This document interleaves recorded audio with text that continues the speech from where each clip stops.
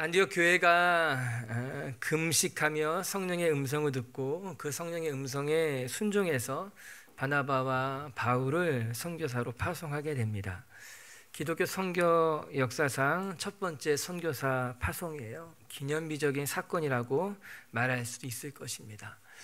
그런데 또 한편으로는 생각해 볼 때 이렇게 그냥 바나바와 바울 단 두 사람을 파송한 것이 무슨 대단한 일일까? 우리가 또 한편으로는 그렇게 생각할 수도 있을 것만 같습니다. 선교를 위해 대대적으로 많은 인원을 파송한 것도 아니고, 그렇다고 해서 큰 재정을 마련하고 큰 사업을 위해서 사람들을 보낸 것도 아니라 단지 그냥 성령의 음성을 듣고 두 사람을 따로 세워서 기도하고 파송한 것이 얼마나 대단한 영향력을 가질 수 있을까? 우리가 그런 생각도 해보게 된다는 것이죠. 그러나 우리가 잘 알고 있듯이 이 바나바와 바울 이 두 사람을 파송한 것을 통해서 안디옥 교회는 선교적 교회로 거듭 태어나게 되며 뿐만 아니라 이 두 사람의 선교 사역으로 소아시아와 유럽의 하나님의 교회가 가는 곳곳마다 세워지게 되었습니다.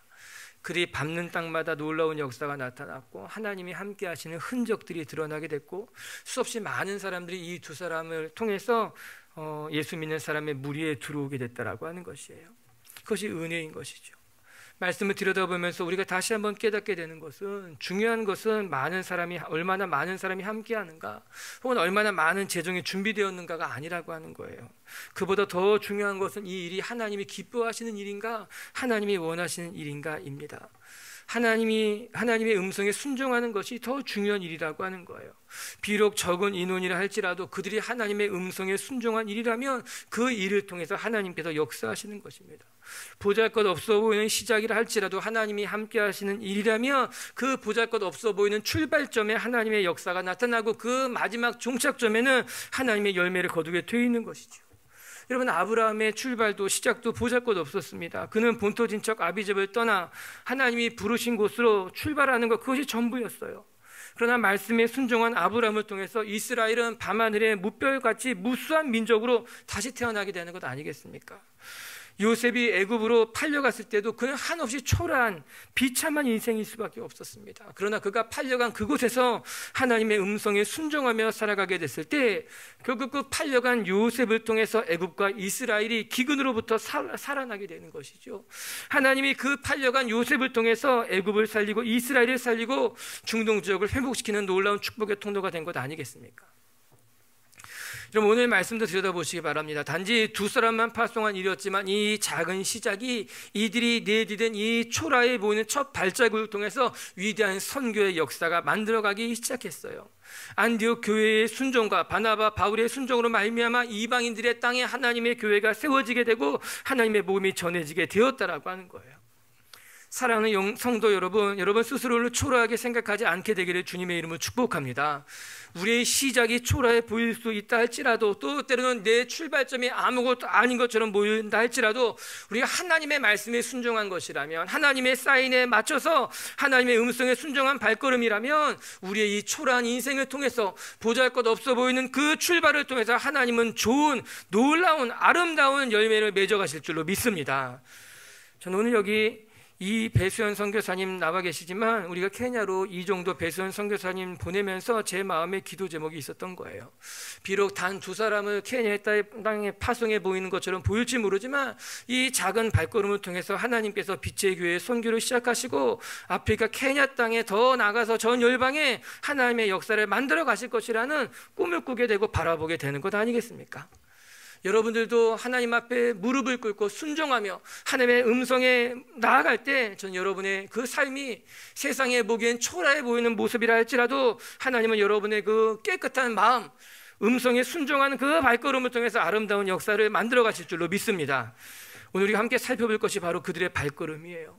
그 바나바와 바울이 하나님의 음성에 순종해서 나아갈 때 그들 가운데 어떤 역사가 나타났는가라고 하는 것입니다. 우리 먼저 4절을 같이 한번 읽어보도록 하겠습니다. 시작. 두 사람이 성령의 보내심을 받아 실루구에 내려가서 거기서 배 타고 구브로에 가서 두 사람이 성령의 보내심을 받아. 오늘 말씀을 통해서 우리가 배우게 되는 것은 하나님이 언제 역사하시는가? 하나님은 협력하는 사람들을 통해서 역사하신다라고 하는 것입니다. 하나님은 협력하는 사람들을 통해서 하나님의 사명을 감당해 가신다라고 오늘 4절의 말씀이 이야기하고 있어요. 두 사람이 성령의 보내심을 받았다는 거예요. 보내는 안디옥 교회가 있고요, 보냄을 받은 바나바와 바울이 있었다라고 하는 거예요. 이 둘의 협력 관계를 말해주고 있는 것 아니겠습니까? 두 사람이 성령의 보내심을 받아 실루가에 내려가서 배를 타고 구브로로 갔다고 합니다. 먼저 생각할 것은 안디옥 교회가 이들을 파송했고, 그래서 안디옥 교회와 바나바와 바울이 협력하고 있음을 알 수 있는 것입니다. 보낸 사람이 있기에 보냄을 받은 사람이 있겠지요.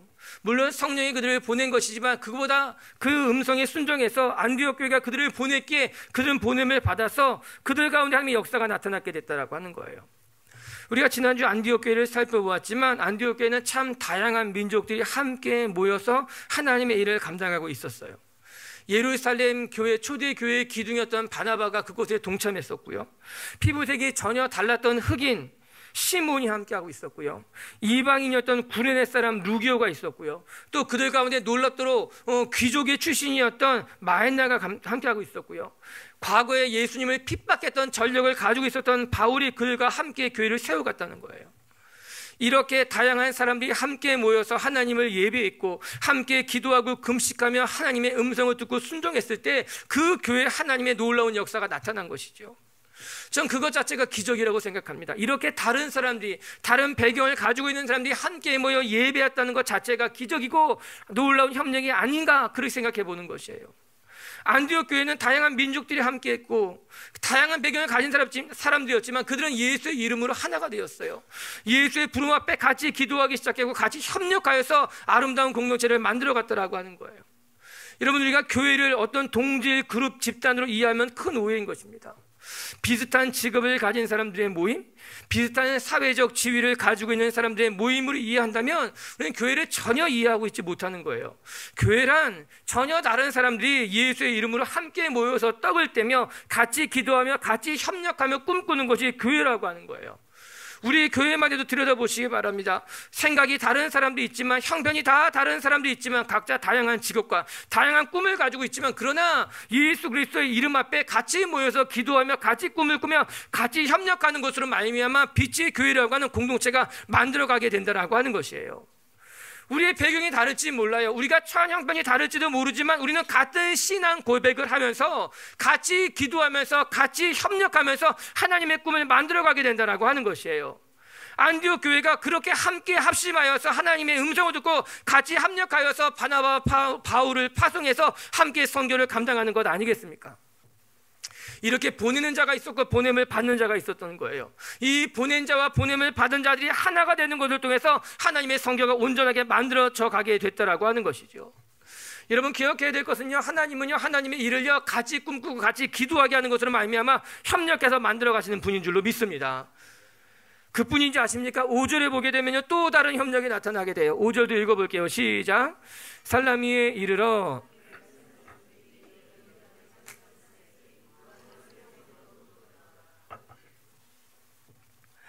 파송받은 바나바와 바울이 구브로에 가서 살라미에 이르렀다고 합니다. 구브로는 우리가 지난주에 살펴본 것 같이 바나바의 고향이었어요. 그리고 살라미는 그 구브로의 오른쪽에 위치한 도시였죠. 아마도 사람들은 바나바의 고향, 집이 이 구브로의 살라미에 있었을 것이라고 생각합니다. 그래서 바나바는 바울과 함께 가장 먼저 도착한 것이 어디였는가? 자기의 고향집이었던 살라미로 가게 돼서 그곳을 기점으로 선교 사역을 시작하게 되는 것이에요. 그런데 그때 그곳에서 그는 요한을 수행원으로 두었다고 말하고 있습니다. 요한은 누구일까요? 그는 마가 요한을 말하는 것으로서 골로새서 4장 10절에 보게 되면 바나바의 생지, 즉 조카라고 나옵니다. 우리 골로새서 4장 10절을 같이 한번 읽어볼까요? 시작. 바나바의 생지 마가와 아주 흥미로운 이야기입니다. 아마도 바나바와 바울은 선교 여행을 시작하는 데 있어서 먼저 바나바의 고향이었던 살라미로 가서 그곳에서부터 복음을 전하기 시작하자 얘기했던 것 같습니다. 그리고 바나바의 조카였던 요한을, 마가 요한을 수행원으로 두는 것이죠.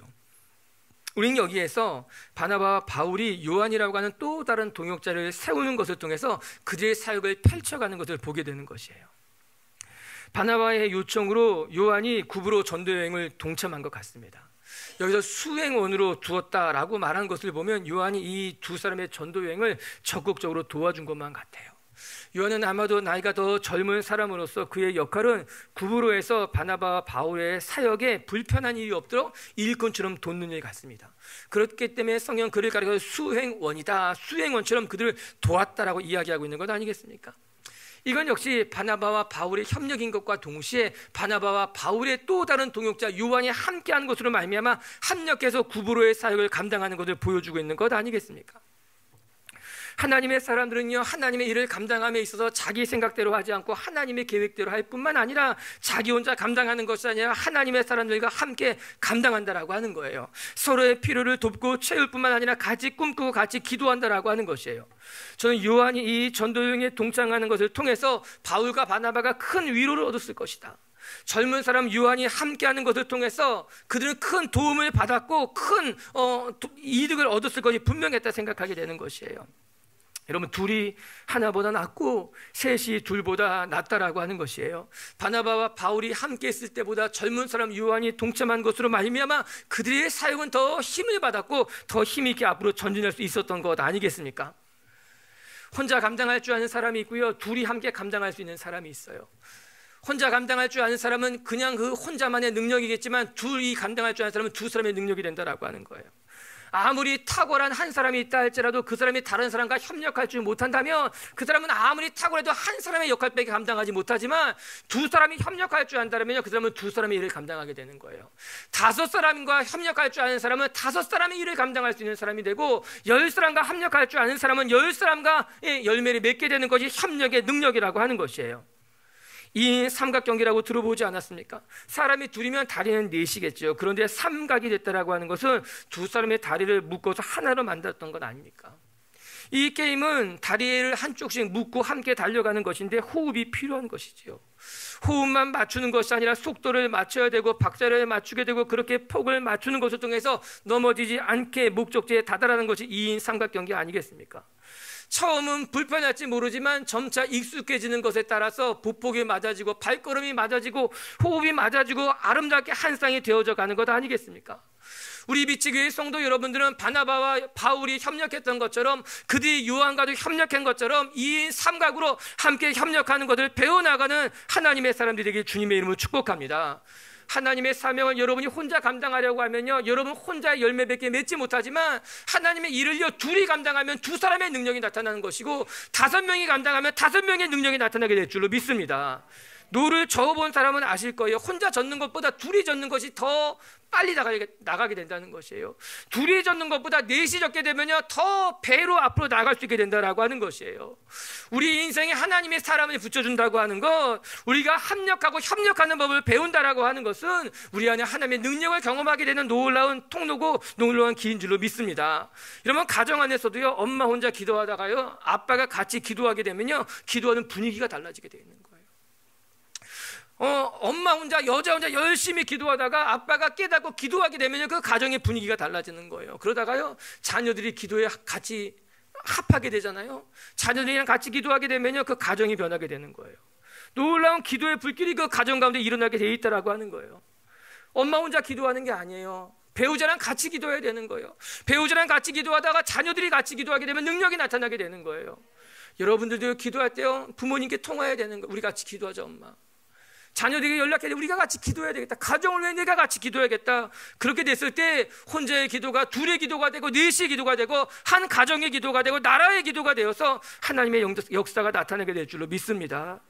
사랑하는 미치교회 성도 여러분, 하나님의 사역은요, 협력하는 것을 통해서 이루어진다. 오늘도 우리 미치교회 성도들이 협력하는 법을 배우고 하나가 되는 법을 배워서 함께 하나님의 나라를 만들어 가시는 일꾼이 되기를 주님의 이름으로 축복합니다. 두 번째, 하나님의 역사에는요, 반드시 영적인 싸움이 있다는 것을 기억해야만 됩니다. 영적인 전쟁이라고 말하면 무엇인가 처음에 불편한 마음을 갖는 사람들이 있을 수 있겠지만 우리가 말씀을 들여다보면 우리의 삶에는 영적인 싸움이 있을 수밖에 없구나, 다시 한번 또 발견하게 됩니다. 우리 먼저 6절과 7절을 같이 한번 읽어볼게요. 6절 7절 시작.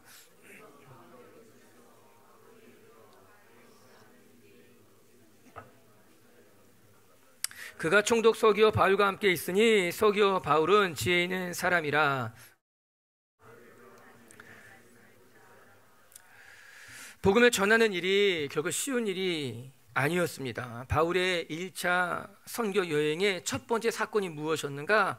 거짓 선지자요 마술사, 주술사였던 바 예수를 만나는 사건이었다. 이렇게 오늘 성경이 우리에게 보여주고 있습니다. 바울이 믿지 않는 사람들에게 복음을 전했고 그들 중에는 총독 서기오처럼 복음에 대해서 순수한 마음을 가지고 받아들이는 사람이 있었던 반면에 또 한편에는 바 예수와 같이 예수를 대적하는 이들도 만날 수밖에 없었어요.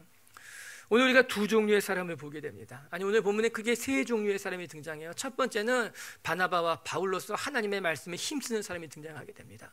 두 번째는요, 총독 서기오처럼 복음이 전해졌을 때 순수한 마음으로 잘 받아들이는 사람을 만나게 됩니다. 그리고 세 번째는요, 우리 그 마술사 바 예수처럼 예수를 대적하는 사람들을 만나게 된다라고 하는 것이에요. 총독 서기오처럼 우리가 전하는 말에 호의적인 사람을 만나게 된다면 그는 성경에 보니 지혜로운 사람이요 하나님의 말씀을 듣고자 했다고 이야기합니다. 아마 이 총독은 종교적인 사람이었고 다른 사람들의 말에 경청해서 들을 줄 아는 사람이었던 것만 같아요. 그래서 바울과 바나바를 초대해서 그들에게 예수님의 말씀을 듣기를 원했다라고 하는 것입니다. 우리가 복음을 전하다 보면요, 이렇게 우리에게 우호적인 사람을 만나기도 해요. 우리가 전하는 복음에 대해서 우호적으로 잘 반응해 주는 사람을 만나기도 하죠. 그런 사람들은 마음이 열려있는 사람들이고 복음을 전할 때 쉽게 받아들이는 사람들이기도 하죠. 이런 사람들의 만나면 우리는 행복해지게 됩니다. 우리가 하는 사역의 보람을 느끼기도 하고 우리의 사역이 이렇게 신이 나게 뭔가 이렇게 깊어지는 것을 경험하게 됩니다. 그런데 중요한 것은 반드시 이 총독과 같은 그런 사람만, 우호적인 사람만 만나는 것이 아니라 마술사 바 예수처럼 우리를 대적하고 우리를 적대시하고 방해하는 사람들과도 만나게 되어 있다라고 하는 것이에요. 이게 중요한 이야기예요. 바 예수란 인물에 대해서 좀 더 살펴보면요, 그는 무엇이라고 나옵니까? 거짓 선지자라고 나옵니다. 그는 마술사라고 나옵니다. 여기서 마술사라고 하는 것은요, 일종의 주술을 하는 사람들을 가리키는 것이에요. 지금도 제3세기에 가보게 되면 주술하는 사람들이 적지 않죠. 많이 있죠. 아니, 우리나라에도 무당하는 사람들, 무당 또 점치는 사람들이 얼마나 많습니까? 우리나라에도요, 접신한다고 이야기하는 사람들이 얼마나 많이 있습니까? 오늘 성경에 나오는 바 예수라는 사람이 아마 그런 인물이었을 것만 같습니다. 그는요, 예수를 대적했던 사람들이고요, 주술하는 사람으로서 바울과 바나바를 적대시했던 사람이었다라고 하는 거예요. 이에 바울이 어떻게 되었을까? 우리 8절 말씀을 같이 한번 읽어봅니다. 시작. 이 마술사 엘루마는 이 이름을 번역하면 마술사라 그들을 대적하여 총독으로 믿지 못하게 힘쓰니 바울을 대적해서 총독으로 하여금 복음이 받아들이지 못하도록 방해를 하고 있다. 이런 말씀이 기록되어져 있어요. 이 사람은 바울과 바나바가 복음을 전하는 데 있어서 결정적인 걸림돌 역할을 하고 있는 사람들입니다. 총독 서기오 옆에 있으면서 여러 가지 모양으로 바울과 바나바의 사역을 맡고 있었던 사람들인 거죠. 여러분, 우리가 신앙생활 하다 보면요, 걸림돌이 되는 사람들을 만나기도 합니다. 저 사람이 없으면 내 신앙이 자라갈 것 같은데, 저 사람이 없으면 내가 복음을 전할 수 있을 것만 같은데, 우리가 복음 전하는 일에 있어서, 우리가 신앙생활 하는 일에 있어서 걸림돌이 되는 사람들을 반드시 만난다라고 하는 거예요. 그런데 우리가 이 복음 전도 신앙인의 삶을 생각할 때 너무나 낭만적으로 생각하면 안 된다라고 하는 거예요. 선교, 전도, 아웃리치, 우리 이런 것들을 너무 낭만적으로 생각하는 사람도 있죠. 그렇지 않습니다. 복음을 전하는 일에 있어서는요, 헌신이 필요하고요, 복음이 전해지는 데는요, 수고가 필요하다라고 하는 거예요. 또 오늘 말씀처럼 때로는요, 내가 감당하기 어려운 사람들과 마주할 수도 있다라고 하는 것이에요. 여러분, 한번 생각해 보시기 바랍니다. 총독 서기오를 만났을 때 바울과 바나바의 마음은 기뻤을 것입니다. 아, 하나님이 우리의 순종을 기뻐하시고 우리의 발걸음을 기뻐하시는구나. 그러니까 이렇게 서기오와 같이 총독에게 복음을 전할 기회를 만나게 됐고 총독의 마음의 문을 열고 복음을 받아들이는구나. 얼마나 바울과 바나바의 마음이 기뻤겠습니까? 그런데 그 뒤에 누구를 만나는가? 바 예수라고 하는 예수를 대적하는 사람을 만나게 되는 거예요. 예상하지도 못했던 만남이었을지 모릅니다. 바울과 바나바를 대적했을 때 그들은 두려웠을지 모릅니다. 갑자기 나타난 이 바 예수라는 사람이 총독의 복음을 가로막고 바울과 바나바의 사역을 가로막았을 때 바울과 바나바의 마음이 어려웠을 수 있습니다. 맞아요. 여러분, 우리가 하나님의 일을 감당하는 데는요, 좋은 사람만 만나는 거 아닙니다. 쉬운 사람들만 만나는 것이 아닙니다. 때로는 감당하기 어려운 사람들, 때로는 버거운 사건들과 마주하기도 한다라고 하는 것이에요. 여러분 축복합니다. 그러나 그때마다 여러분이 뒤로 물러서는 것이 아니라 그 문제들, 그 사람들을 품고 뛰어넘을 수 있는 하나님의 사람들에게 주님의 이름을 축복합니다. 오늘 바울이 그것을 감당하게 됩니다. 오늘 바울은요 어떻게 대응하고 있는가? 오늘 저는 말씀을 보면서 우리 먼저 9절을 같이 한번 읽어볼까요? 9절 말씀 8절 9절 먼저 읽겠습니다. 시작. 바울이라는 사울이 성령에 충만하여 그를 주목하고, 바울이 그를 바라보기 시작해 주목했다라고 하는 거예요. 어떻게 하면 좋을까? 이렇게 예수를 대적하는 사람들, 끝까지 우리를 대적하는 사람들을 만나면 어떻게 하면 좋을까? 여러분, 우리 세상을 살다 보면요 끝까지 우리를 반대하고 기독교를 막아서는 사람들이 있습니다.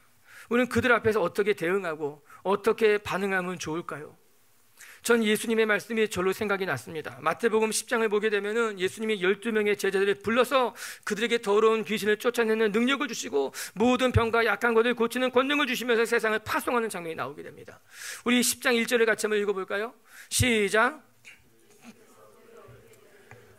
더러운 귀신을 쫓아내며 모든 병과, 예수님이 12제자를 따로 세우셨어요. 그들을 파송하시면서, 오늘 말씀처럼 파송하시면서 그들에게 귀신을 쫓아내는 권능을 주시고 병든 자들을 고치는 능력까지 주었다라고 하는 것입니다. 그런데 아주 흥미롭게 그 뒤에 16절에 보면은 예수님이 아주 재미있는 말씀 한 가지 하십니다. 우리 10장 16절의 말씀을 같이 한번 읽어볼게요. 시작. 너희를 보내는 것이 양을 이 보냄과 같도다. 그러므로 너희는 뱀같이 지혜롭고 비둘기같이 순결하라. 여러분, 제자들에게는 능력이 부여됩니다. 귀신을 쫓아내는 권능이 부여됐고요, 병자들을 낳으면 병이 낫게 되는 은사까지 주어졌음에도 불구하고 제자들은 무서울 것이 없었을 것입니다. 그런데 그 제자들을 바라보면서 예수님은 무엇이라 이야기하는가? 너희들에게 권능이 있고 능력이 있지만 너희들을 보내는 것은 양을 이때로 보내는 것 같이 걱정이 된다라고 하는 거예요. 맞아요.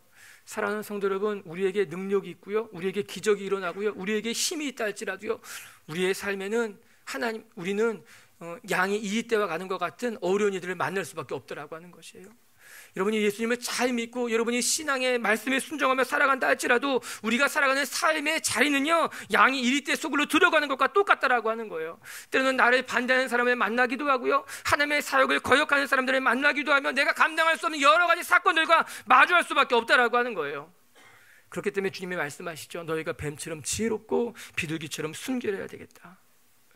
제자들에게 권능을 주시고 능력을 주시면서도 주님이 제자들에게 원했던 것들은 너희가 뱀처럼 지혜로워야지만, 너희가 비둘기처럼 순결해야지만 이 일을 감당할 수 있다고 이야기하고 있는 것 아니겠습니까? 맞아요. 이 시대는, 우리가 살아가고 있는 이 세상은요 기독교를 반대하고 무엇이 진리인지 구분이 가지 않는 세상 속에서 하나님 우리에게 요구하고 있어요. 너희가 지혜로워야 될 것이다.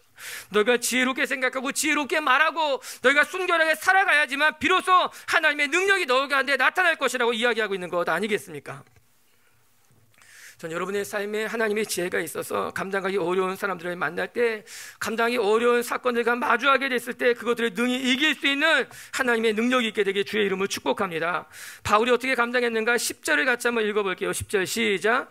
이르되 이 모든 거짓과 악행이 가득한 자요 마귀의 자식이요 모든 의의 원수여 주의 바른 길을 굽게 하기를 그치지 아니하겠느냐. 오늘 바울이 피하지 않고 그와 맞서는 것을 볼 수 있는 것입니다. 바울이 그에게 선포하기를 모든 거짓과 악행이 가득한 자요 또한 마귀의 자식이라고 이야기하면서 그와 맞서 대적하고 있는 것을 볼 수 있다라고 하는 거예요. 뿐만 아니라 그에게 이야기를 너는 주의 바른 길을 굽게 하는 자라. 여기서 주술사 바예수가 어떤 인물이었는지 분명하게 드러나게 됩니다. 그는요 거짓과 악독이 가득한 사람이었어요. 그는 마귀의 자식이었으며 예수의 바른 길을 굽게 하는 사람이 바예수였다라고 하는 것이에요. 이에 바울은 그 사람 앞에서 멈춰설 수 없었어요. 그냥 나부러둘 수 없었다라고 하는 것입니다. 하나님의 일을 대적하는 것이었기 때문에 바울은 담대하게 그와 맞서면서 그에게 명령하고 선포하고 있었다라고 하는 거예요. 사람마다 문제를 만나면 풀어가는 방법이 다르다고 합니다. 어떤 사람은 무조건 문제를 피해가려고 하는 사람들이 있어요. 그래서 반면에 어떤 사람은요 문제와 맞서서 싸우려고 하는 사람들이 있어요. 어떤 사람은요 문제를 일으키기보다는 그냥 조용히 뒤에서 풀어가려는 사람이 있고요, 또 어떤 사람 반면에 좀 힘들더라도 문제를 다 같이 부풀려 이렇게 세워가지고 문제를 짚고 넘어가는 사람이 있더라고 하는 거예요. 그러면 저는 어떤 사람일까? 저는 싸우는 걸 그렇게 좋아하지 않아요. 가능한 조용히 지나가면 좋겠다 하는 경우들이 많이 있어요. 그러나 오늘 말씀을 들여다보면서 다시 한번 깨닫게 되는 것은 오늘 바울을 들여다보시기 바랍니다. 바울은 조용히 피하려고 하지 않았다는 거예요. 문제를 그냥 덮으려고 하지 않았다라고 하는 거예요. 여러분 생각해 보시기 바랍니다. 그냥 내가 총독 서기에게 복음을 전했으니 이 사람은 못 본 적 지나가자. 그냥 이곳에서는 이 정도만 복음을 전하고 그냥 다른 곳에 가서 복음을 전해도 되니까 그냥 조용히 이 자리를 피하자라고 했을 수도 있겠지만 오늘 바울은 그리하지 않습니다. 바로 오늘 주의 바른 길을 굽게 하는 그 사람 앞에서 거짓과 악독이 가득한 그 바예수 앞에서 바울은 분명하게 선포하고 있다라고 하는 것이에요. 거짓과 악독이 가득한 자요, 주 예수의 바른 길을 굽게 하는 자요, 이 모든 일을 멈출 것이라고 말합니다. 바울의 첫 번째 전도 여행에서 그가 마주하게 된 이 주술사의 사건은 바울의 전도 여행의 성격을, 바울이 앞으로 장차 어떻게 사역을 감당해야 될지를 보여주고 있는 사건만 같습니다. 바울은 고난 앞에서 감당하기 어려운 사람을 만날 때 주저하거나 피하거나 도망치는 것이 아니라 그에 맞서 싸우면서 마땅히 대적하며 물러서지 않았다라고 하는 거예요. 조금도 주저하지 아니하고 진리의 편에 서서 맞서 싸우는 하나님의 사람의 모습을 우리 가운데 보여주었다라고 하는 거예요. 오늘 우리가 이 구브로에서 전도여행을 들여다보면서 여러분에게 당부하고 축복하고 싶은 것은 우리가 감당하기 어려운 일들을 만나기도 하고 우리가 전도의 자리에서, 선교의 자리에서, 우리가 맡겨진 사명의 자리에서 감당하기 힘든 사람을 만난다 할지라도 그것 때문에 피하거나 숨거나 도망가는 것이 아니라 맞서 감당할 수 있는 하나님의 사람들이 되기를, 여러분 안에 그런 능력과 담대함이 있게 되기를 주님의 이름으로 축복합니다. 야고보서 4장 7절에 이야기하기를 그런즉 너희는 하나님께 복종할지어다 마귀를 대적하라 그러면 너희를 피하리라. 여러분, 사람을 두려워하지 마시고 어둠의 영을 두려워하지 마시고 상황과 형편을 겁내지 마시고 오늘 말씀에 순종하면서 그 자리를 지킬 때 하나님은 여러분의 순종의 자리에서 여러분을 구원하시고 아름다운 열매를 맺으실 줄 저는 믿습니다. 그런데 여기서 한 가지 독특한 점을 발견하게 됩니다. 오늘 바울이 그 바예수에게 무엇이라 선포했는가라고 하는 거예요. 우리 11절 12절을 같이 한번 읽어볼까요? 11절 12절 시작. 보라 이제 주의 손이 내 위에 있으니 내가 맹인이 되어 얼마 동안 해를 보지 못하리라 하니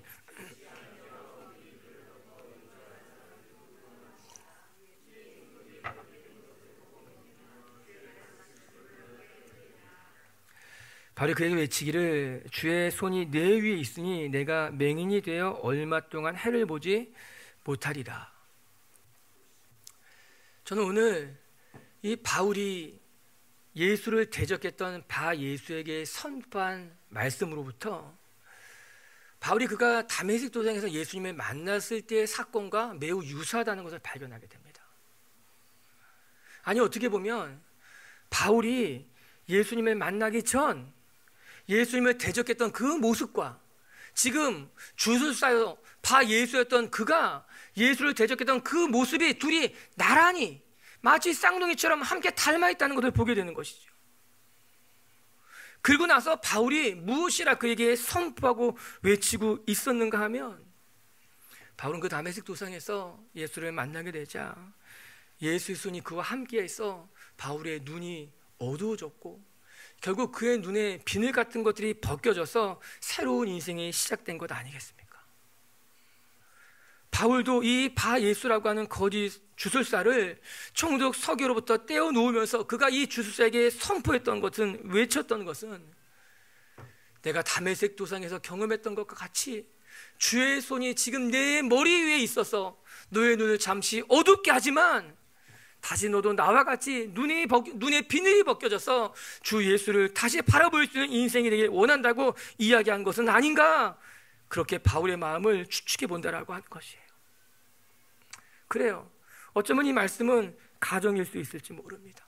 추측일 수 있을지 모릅니다. 그러나 바울이 오늘 그 바예수에게 선포했던 그 말씀을 가만히 들여다보게 되면 바울이 다메섹 도상에서 만났던 그 경험이 바예수에게 필요했던 경험이고, 바울이 전에는 예수를 대적했지만 그의 눈에 비늘이 벗겨지면서 예수를 따랐던 것 같이 바예수가 지금은 예수를 대적할지 모르지만 주의 손이 너와 함께한 것으로 말미암아 너의 삶을 정리하고 너의 눈에 비늘이 벗겨지고 너도 나와 같이 예수를 따르는 사람이 되기를 원했던 바울의 마음이 담겨졌던 것은 아닌가라고 살펴보게 된다는 것이죠. 어찌되었던 바울과 바나바의 일행은 구브로에서 총독에게 복음을 전하고 하나님의 복음을 대적하는 자에게 하나님의 나라를 선포하는 것을 통해서 하나님의 나라를 그 땅 가운데 이루고 떠나가게 됩니다. 그러나 이 사건을 통해서 오늘 바울은 그 땅에 있는 사람들이 한 사람이라도 더 복음 가운데 돌아오기를 원했던 것을 우리가 말씀을 통해 확인하게 되는 것 아니겠습니까? 여러분의 삶에 때로는 영적인 싸움이 있기도 하고 내가 감당하기 어려운 일을 만난다 할지라도 그때마다 예수의 이름으로 싸워 이길 수 있는 하나님의 사람이 되시기를 주님의 이름으로 축복하고, 거기서 더 나가서 믿지 않는 사람들까지도, 예수를 대적하는 사람들까지도 품을 수 있는 하나님의 사람들이 되기를 주님의 이름으로 축복합니다. 세 번째 한 가지 더 말씀을 통해 배우게 되는 것은 이 선교의 목적은 오직 하나님만 드러나는 것이다. 오늘 말씀이 그렇게 가르치고 있어요. 우리 12절의 말씀을 같이 한번 읽어보도록 하겠습니다. 12절입니다. 시작. 이에 총독이 그렇게 된 것을 보고 믿으며 주의 가르치심을 놀랍게 여기니라. 총독이 이 바 예수에게 일어난 사건을 보면서 바울의 선포에 따라서 그 바 예수, 그 주술사의 눈이 멀게 되고 앞을 못 보게 되는 이 놀라운 사건으로 말미암아 총독은 바울의 말을 믿고 따르게 됩니다. 오늘 12절은 그것을 이야기하고 있죠. 이에 총독이 그렇게 된 것을 보고 비로소 믿게 되었고 주의 가르침에 놀라게 되었다라고 이야기합니다. 그런데 여기서 저는 결론이 중요하다고 생각합니다. 우리가 앞으로 사도행전을 보면서 반복해서 살펴보겠지만 중요한 것은 기적과 능력을 통해서 사람이 드러나는 것이 아니라 이 기적과 능력을 통해서 복음이 전해지는 것, 하나님의 영광 받는 것이 중요하다라고 하는 것이에요. 오직 예수 그리스도만 드러나는 것이 마땅하다라고 하는 거예요. 모든 기적과 역사는 복음이 전해지기 위한 통로일 뿐이지 그 복음과 역사를 기적과 역사를 통해서 사람이 드러나서는 안 된다라고 하는 것이죠. 우리가 오늘도 겸손히 기도하며 또다시 다짐해야 될 것은 하나님 내 수고와 헌신을 통해서 내가 드러나는 것이 아니라 하나님이 드러나며 나의 헌신과 나의 기도를 통해서 하나님만이 복음만이 전해지기를 원한다는 것이 우리의 기도와 다짐이 되어야만 된다라고 하는 거예요. 사람들이요 기적이 일어나게 되면요 흥분하게 돼요. 부흥이 일어나게 되면요 마치 내가 잘한 것처럼 착각하게 된다라고 하는 거예요. 어떤 사람들이요 여기 부서에 가게 되면 여기 부서가 부흥하다가 이 사람이 저쪽에 가게 되면 저쪽이 부흥하게 되는 것을 보면서 정말 저 사람이 능력 있는 사람이구나, 아니 본인 자체도 내가 가는 곳마다 하나님이 부흥을 주실 거라고 생각한다면 그건 너무나 큰 착각이고 실수라고 하는 것이에요. 아니에요. 하나님이 쓰시는 사람은 나를 통해 내가 드러나는 것이 아니라 나를 통해 공동체가 사는 것이고 나를 통해 하나님의 영광이 드러나는 것이 마땅하다라고 하는 거예요. 우리가 착각할 때가 있죠. 내가 있어야지만 잘 될 거야, 내가 있어야지만 부흥하게 될 것이고 내가 기도해야지만 하나님이 응답받으실 거야. 사도행전을 들여다보면 그런 역사는, 그런 쓰임은 단 한 군데도 일어나지 않았어요. 모든 기적, 모든 능력은 그 사람이 철저히 낮아질 때 오직 하나님만 드러나게 되는 축복의 통로로 쓰임받았다라고 하는 것이에요. 오늘 바울과 바나바는 첫 선교지에서 믿음의 선교의 본을 우리에게 정확하게 보여주고 있습니다. 그들 손에 놀라운 기적이 나타났지만 그들은 그 기적을 통해 복음만 전했으며 그들은 조용히 다른 곳으로 사라졌다라고 하는 거예요. 여러분들의 신앙도, 여러분들의 삶도 여러분들이 드러나고 여러분들이 빛나는 것이 아니라 여러분 때문에 예수님이 빛나고 여러분 때문에 복음만 전해지는 하나님의 사람들이 되기를 주님의 이름으로 축복합니다. 이것이 선교의 목적이고 우리의 삶의 결론이라고 하는 것이에요.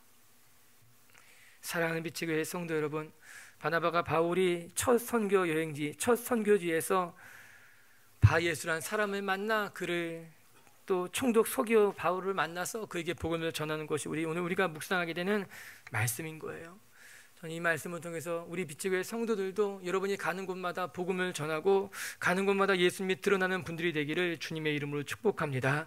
말씀을 정리합시다. 시작은 부족해도 하나님의 일이라면 아름다운 열매가 맺어질 줄로 저는 믿습니다.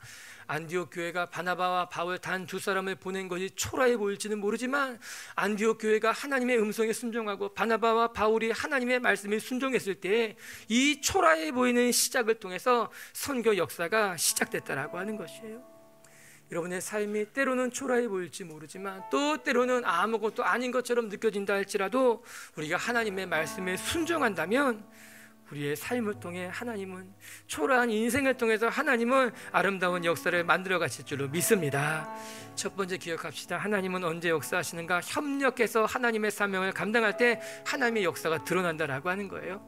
혼자 기도하지 말고 같이 기도하시고 혼자 감당하지 말고 협력해서 하나님의 일들을 감당하는 분이 되기를 주님의 이름으로 축복합니다. 두 번째, 우리의 삶은요 영적인 전쟁이 있다라고 하는 거예요. 여러분, 신앙인의 삶을 너무 낭만적으로 보지 마세요. 복음을 전하는 것, 선교하는 것을 너무나 쉽게 생각하지 마세요. 그 모든 곳에는 우리를 대적하고 우리를 반대하는 이들이 있을 수밖에 없고 영적인 싸움이 있을 수밖에 없다라고 하는 거예요. 야고보서의 말씀처럼 두려워하지 마시고 대적하시면 어둠이 떠나가게 될 줄로 믿습니다. 세 번째, 선교의 목적은 오직 하나님만 드러나는 것이에요. 다시 한번 우리가 다짐합시다. 나는 사라지고 예수님만 드러나도록, 나는 조용히 사라지고 하나님만 영광 받도록 우리 비치교회 성도들의 삶이 그렇게 되기를 주의 이름으로 축복합니다. 같이 함께 기도합시다.